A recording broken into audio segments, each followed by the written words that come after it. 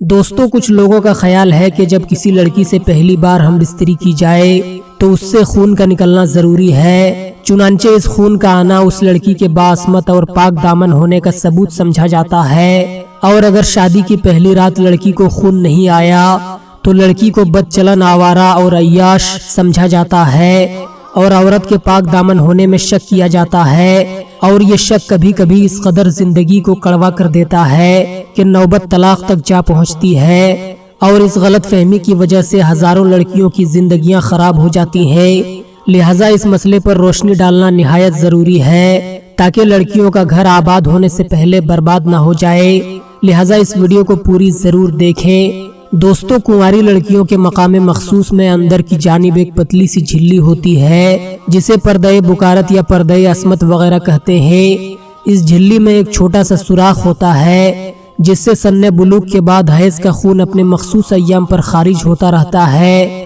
ایسی باکرہ عورت سے پہلی بار جب کوئی مرد ہم بستری کرتا ہے تو اس کے آلے کے ٹکرانے سے یہ جھلی پھٹ جاتی ہے، جس کے نتیجے میں تھوڑے سے خون کا اخراج ہوتا ہے اور عورت کو معمولی سی تکلیف کا احساس ہوتا ہے، پھر یہ پردہ ہمیشہ کے لیے ختم ہو جاتا ہے۔ دوستو چونکہ یہ جھلی پتلی اور نازک ہوتی ہے تو بعض اوقات کسی باکرہ عورت کی معمولی سی چوٹ یا کسی حادثے کی وجہ سے یا بعض اوقات کسی کی خود بخود بھی پھٹ جاتی ہے۔ آج کل اکثر لڑکیاں سائیکل وغیرہ چلاتی ہیں، کچھ لڑکیاں کھیل کود اور ورزش وغیرہ بھی کرتی ہیں، جس کی وجہ سے بھی یہ پردہ بکارت بعض اوقات پھٹ جاتا ہے۔ ظاہر ہے ایسی لڑکیوں کی جب شادی ہوتی ہے تو شادی کی پہلی رات مرد کچھ نہ پا کر شک میں مبتلا ہو جاتا ہے۔ دوستوں کسی لڑکی کی یہ جھلی اتنی سخت ہوتی ہے کہ ہم بستری کے بعد بھی نہیں پھٹتی اور ہم بستری کرنے میں رکاوٹ کا سبب بھی نہیں بنتی اور نہ ہی خون کا اخراج واقع ہوتا ہے۔